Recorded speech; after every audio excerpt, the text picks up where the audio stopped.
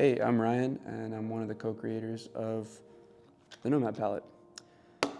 So right from the jump, we knew we wanted to blend the natural and the kind of futuristic.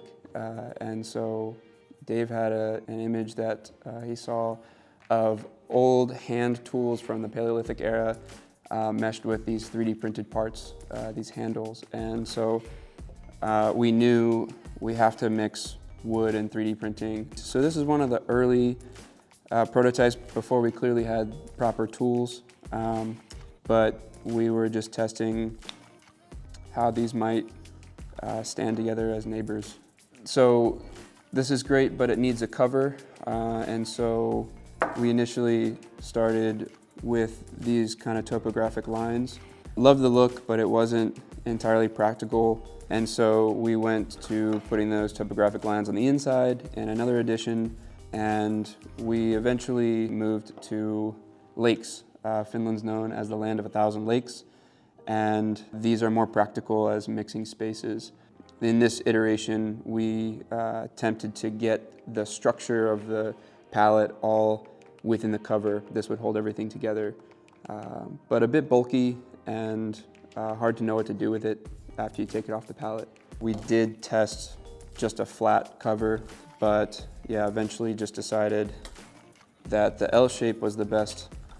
It helps with that alignment as the magnets snap into place, but you just get a hard edge to go against the side of the palette.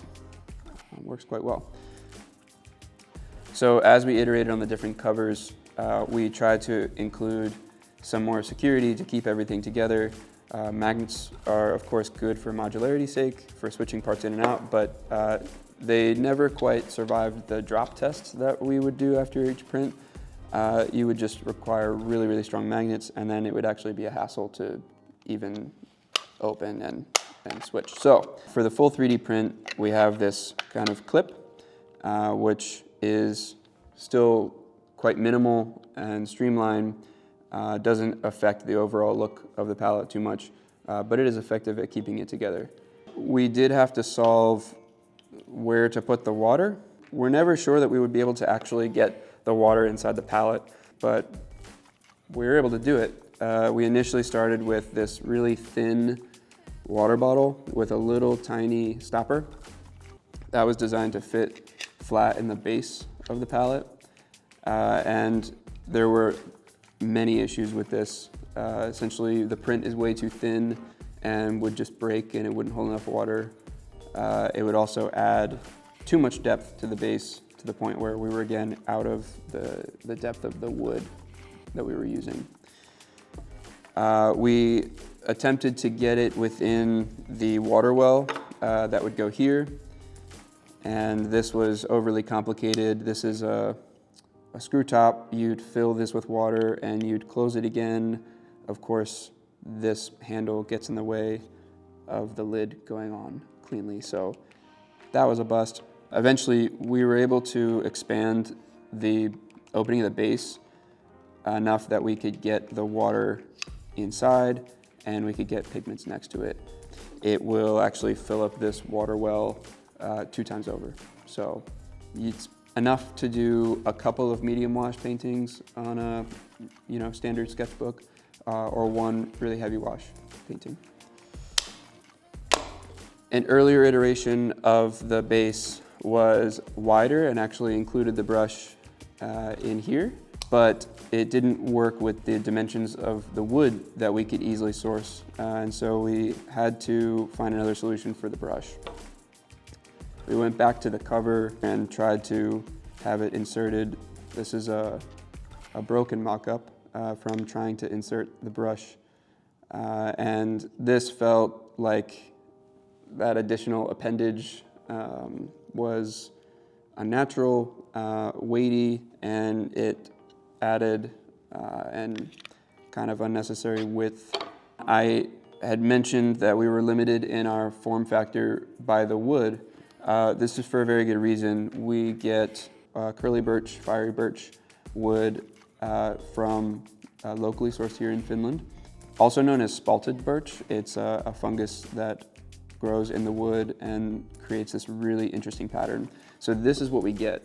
They're actually knife blanks, knife handle blanks. So you would typically put this on a lathe and turn it into a cylindrical shape or a knife handle shape, or you'd carve it by hand.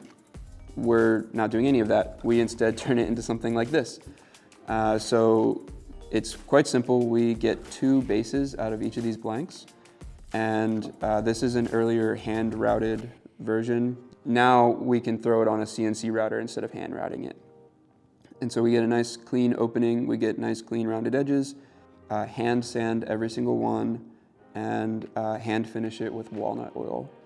So a big differentiator of the Nomad palette is, of course, the magnets. Not only do the magnets allow this to be totally modular, so I can take, for example, the green cover and throw it on the white palette and get a very custom look, but it also solves a major issue with fixing it to your sketchbook.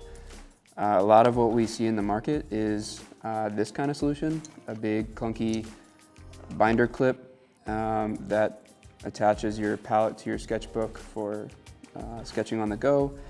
It just felt clunky and a little bit too much. Not a very good design in our opinion, so the magnets solve that problem very simply. The cover goes behind the page of your sketchbook and it snaps right into place there.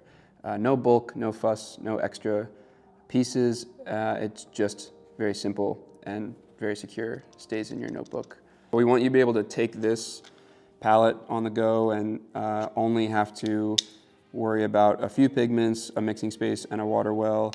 You have your cover here that acts as your secondary mixing space, but really streamlined, really simple. And you might have your own travel brush that you already love, a water brush perhaps, and you might carry around a water bottle wherever you go, and so you just don't need all the extra fuss. However, it is equipped to expand to the larger palette system, and inside you would have extra pigments and a water bottle.